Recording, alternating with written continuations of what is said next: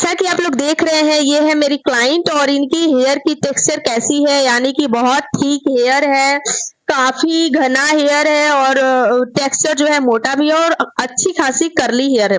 तो चलिए आज हम इस हेयर का ट्रांसफॉर्मेशन करने वाले हैं, यानी कि मैं इस क्लाइंट का स्मूथनिंग करने वाली हूँ। तो जैसा कि सबसे फर्स्ट स्टेप जो है हेयर वॉश, जैसा कि आप लोग देख रहे हैं, मैं सबसे पहले हेयर को अच्छे तरीके से वॉश करूंगी, यानी कि हेयर को बहुत अच्छे से क्लीन कर रही हूँ। आप लोग देख रहे हैं और मैं हेयर वॉश करने के लिए, हेयर को अच्छे से क्लीन करने के लिए मैं स्ट्रेटनिंग शैम्पू का इस्तेमाल की हूँ। और स्ट्रेटनिंग शैम्पू से जो है मैं 2 बार अच्छे से शैम्पू लगा के मैंने हेयर को बहुत अच्छे तरीके से क्लीन किया है। उसके बाद का गाइस जो स्टेप है मेरा, आप लोग देख सकते हैं। हेयर वॉश करने के बाद मैं टॉवल रैपिंग की, जिससे कि क्लाइंट की जो हेयर में जो एक्स्ट्रा पानी है, जो वाटर है, वो अच्छे से सोख ले टॉवल। तो मैंने टॉवल से पहले अच्छे तरीके से हेयर को जो है हेयर को टॉवल के हेल्प से मैं अच्छे तरीके से पहले एक्स्ट्रा वाटर को जो है निकाल दिया। उसके बाद मैं ब्लो ड्रायर के हेल्प से जो है हेयर को ड्राई की, जैसा कि आप लोग देख रहे हैं। ड्राई करने के बाद मैं यहाँ पे हेयर में कंघी कर रही हूँ, यानी कि हेयर में जो भी टेंगल है, गांठे है, जो भी टेंगल है, उसको मैं कंघी के हेल्प से अच्छे से टेंगल फ्री कर रही हूँ।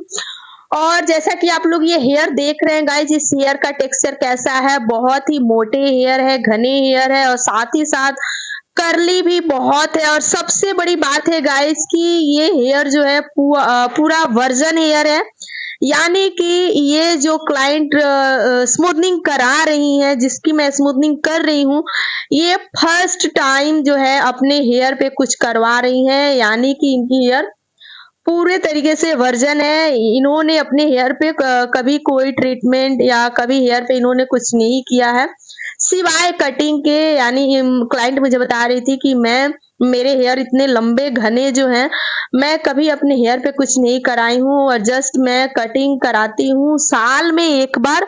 सिर्फ नीचे से मैं थोड़ा सा कट करके हेयर को बराबर करवाती हूँ, उसके बाद मैंने आज तक कभी हेयर में कुछ नहीं कराया है, यानी कि ये पूरे वर्जन हेयर है। तो चलिए आज के इस वीडियो में आप लोग को पूरे तरीके से, पूरे अच्छे से स्टेप बाय स्टेप देखने को मिल जाएगा कि वर्जन हेयर में जो है स्मूथनिंग कैसे करते हैं।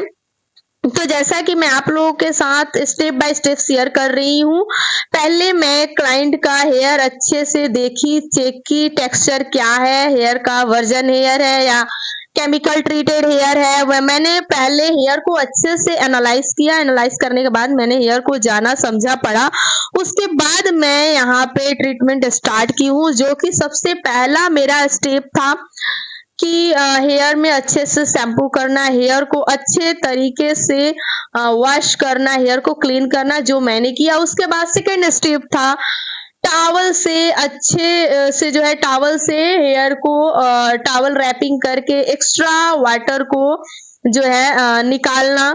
उसके बाद मैं जो है ब्लो ड्रायर से हेयर को ड्राई की। ड्राई करने के बाद मैं जी कम्ब से, यानी कि ये हेयर इतने मोटे थे और इतने टैंगल हो रहे थे, यानी कि ये हेयर इतने फंस रहे थे और खींच रहे थे, तो मैं सबसे पहले जी कम्ब, यानी कि मोटे कांटे वाले जो कम्ब होते हैं, उससे मैं पहले टैंगल फ्री की। टैंगल फ्री करने के बाद मतलब बालों को मैंने सुलझाया। सुलझाने के बाद मैं अच्छे से कंघी की। देन उसके बाद मैं स्ट्रेट ब्लो ड्राई की। यस, क्योंकि इनके हेयर जो है वर्जन भी थे और काफी कर्ली भी थे, तो मैं थोड़ा सा क्रीम एप्लीकेशन करने में सुविधा हो, उसके लिए मैंने पहले blow dry, straight blow dry, यानी कि पैडल ब्रश के हेल्प से मैंने नॉर्मली स्ट्रेट ब्लो ड्राई किया। स्ट्रेट ब्लो ड्राई करने के बाद मैं हेयर को 4 सेक्शन में डिवाइड की हूँ, जैसा कि आप लोग देख रहे हैं।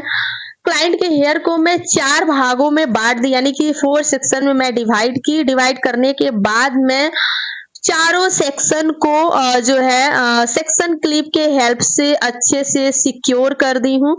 देन उसके बाद मैं अपने हाथों में ग्लव्स पहनी, जैसा कि आप लोग देख रहे हैं मैं ग्लव्स पहनी हुई हूँ, क्योंकि गाइज ये जब हम फर्स्ट क्रीम का जो स्ट्रेटनिंग क्रीम का एप्लीकेशन जो करने वाले हैं वो क्रीम से जो है हाथों पे इफेक्ट पड़ता है, इसलिए मैं हमेशा किसी भी क्लाइंट का जब भी मैं स्मूथनिंग या स्ट्रेटनिंग करती हूँ या कोई केमिकल वर्क करती हूँ तो मैं जरूर ग्लव्स पहनती हूँ। तो ग्लव्स पहनने के बाद मैं सबसे पहले एक सेक्शन पे काम करना स्टार्ट की, यानी कि एक सेक्शन को मैं यहाँ पे पतले पतले सेक्शन लेकर के और मैं क्रीम का एप्लीकेशन करना स्टार्ट कर दी।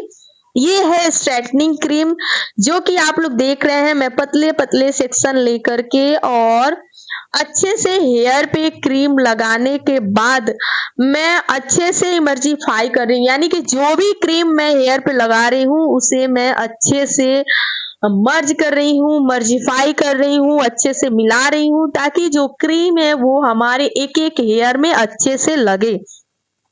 और जब भी हम स्ट्रेटनिंग क्रीम का एप्लीकेशन करते हैं गाइस तो एप्लीकेशन के समय कोई कंजूसी नहीं, यानी कि अच्छे से क्रीम अप्लाई करना है।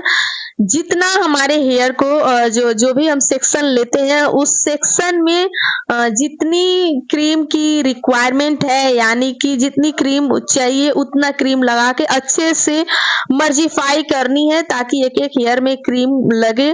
क्रीम बहुत ज्यादा भी नहीं होना चाहिए, कम भी नहीं होना चाहिए, जितनी रिक्वायरमेंट है उतनी क्रीम लगा के और हम लोग अच्छे से मर्जिफाई करेंगे। जैसा कि आप लोग देख रहे हैं मैं हेयर को क्रीम लगा लगा के और मैं अच्छे से जो है हेयर को मर्जिफाई कर रही हूँ और मैं एक एक सेक्शन पे काम कर रही हूँ, इसलिए मैंने हेयर को 4 सेक्शन में डिवाइड किया है ताकि मेरी एक भी हेयर छूटे नहीं और एक एक सेक्शन लेकर के अगर मैं काम करूंगी तो मेरे पूरे हेयर पे अच्छे से जो है क्रीम एप्लीकेशन होगी और एक भी हेयर मिस नहीं होगी, यानी कि एक भी हेयर छूटेगी नहीं, कहीं ज्यादा कहीं कम नहीं होगी। तो ये सब बातों का ध्यान रखते हुए मैं अच्छे से क्रीम की एप्लीकेशन कर रही हूँ। आप लोग जैसा कि देख रहे हैं मैं ब्रश के हेल्प से पहले सेक्शन ले रही हूँ, सेक्शन लेने के बाद मैं पहले ब्रश के हेल्प से पूरे हेयर में अच्छे से क्रीम लगा रही हूँ, लगाने के बाद मैं उसको फिंगर के हेल्प से अच्छे से मर्जिफाई कर रही हूँ, यानी कि जो क्रीम मैं लगा रही हूँ उसे अच्छे से मिला रही हूँ, अच्छे से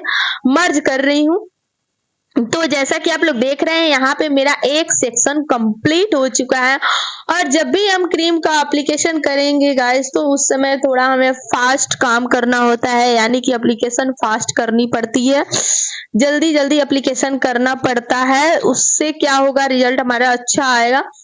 तो क्योंकि ये जो बॉन्ड ब्रेक होते हैं ना गाइस, तो अगर हम एक सेक्शन में बहुत पहले एप्लीकेशन अगर कर दिए तो उसकी टाइमिंग अलग हो गई और हम दूसरे सेक्शन में अगर काम कर रहे हैं तो फिर उसका जब एंड होगा यानी कि सेक्शन कंप्लीट होगा तो उसकी टाइमिंग अलग होगी। तो इस हिसाब से जो है यहाँ पे हम टाइम का भी नहीं बोल सकते हैं कि हमें इतना मिनट रख के उसके बाद जो है हेयर को वॉश कर देना है, क्योंकि हर सेक्शन की टाइमिंग अलग अलग है। तो हमें अच्छे से बॉन्ड को चेक करना होता है कि बॉन्ड ब्रेक हुई या नहीं हुई।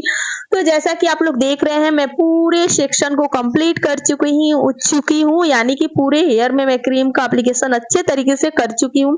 और यहाँ पे जो है कंप्लीट करने के बाद, यानी कि क्रीम एप्लीकेशन पूरे अच्छे तरीके से कंप्लीट करने के बाद कुछ देर के बाद मैं यहाँ पे आप लोग देख सकते हैं बॉन्ड चेक कर रही हूँ, यानी कि हेयर का जो है मैं चेक कर रही हूँ कि अभी जो है बॉन्ड ब्रेक हुआ है या नहीं हुआ है।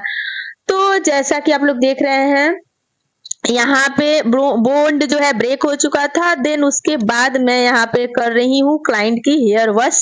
जैसा कि आप लोग को दिख रहा है यहाँ पे जो मैं हेयर वॉश कर रही हूँ सेकेंड टाइम, तो आप लोग देख सकते हैं मैं जस्ट नॉर्मल वाटर से मैं हेयर वॉश कर रही हूँ। आप चाहे तो हल्की सी वार्म वाटर से आप हेयर वॉश कर सकते हैं, क्योंकि वार्म वाटर लेने से क्या होता है क्रीम बहुत अच्छे तरीके से निकल जाती है।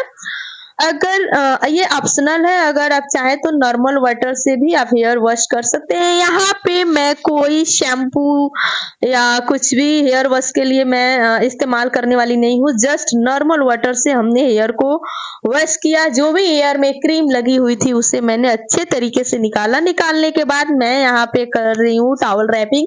जैसा कि आप लोग देख रहे हैं, टॉवल रैपिंग के हेल्प से मैं एक्स्ट्रा वाटर को जो है निकाल दी हेयर को।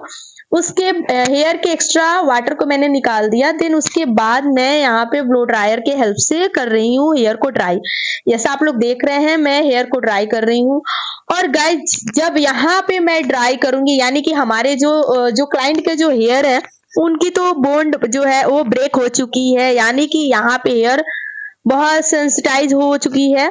तो इसलिए हम ड्रायर जो चलाएंगे, तो ड्रायर चलाते समय यानी कि हेयर को ड्राई करते समय हमें इस बात का ध्यान रखना है कि हमें हेयर को बहुत ज्यादा उड़ाना नहीं है। बिना जरूरत के हमें हेयर में बहुत ज्यादा मूवमेंट नहीं डालने हैं, बहुत ज्यादा हेयर को उड़ाना नहीं है। तो इसलिए हमें इस सब बात का भी ध्यान रखते हुए अच्छे से ब्लो ड्राई करके हेयर को सुखाना है। सुखाने के बाद मैं की कंघी, यानी कि हेयर में अच्छे से कंघी की। कंघी करने के बाद हेयर जब सूख चुका था, तो अब मेरी यहाँ पे जो स्टेप्स स्टार्ट हो रही है वो है आयरनिंग का। यस, यहाँ पे मैं कर रही हूँ आयरनिंग, जैसा कि आप लोग देख रहे हैं। आयरनिंग करने के लिए आप चाहे तो अलग अलग सेक्शन कर सकते हैं, क्योंकि सेक्शन करने से ही जो है हमारी आयरनिंग भी बहुत अच्छी होगी। तो मैं यहाँ पे 4 सेक्शन नहीं की हूँ, जस्ट 2 सेक्शन में मैंने हेयर को डिवाइड किया है। और यहाँ पे आप लोग देख सकते हैं, मैं क्लाइंट को जो है हेयर पकड़ा करके और एक एक पतले पतले सेक्शन ले करके और बहुत अच्छे तरीके से आयनिंग करनी है, जैसा कि मैं कर रही हूँ।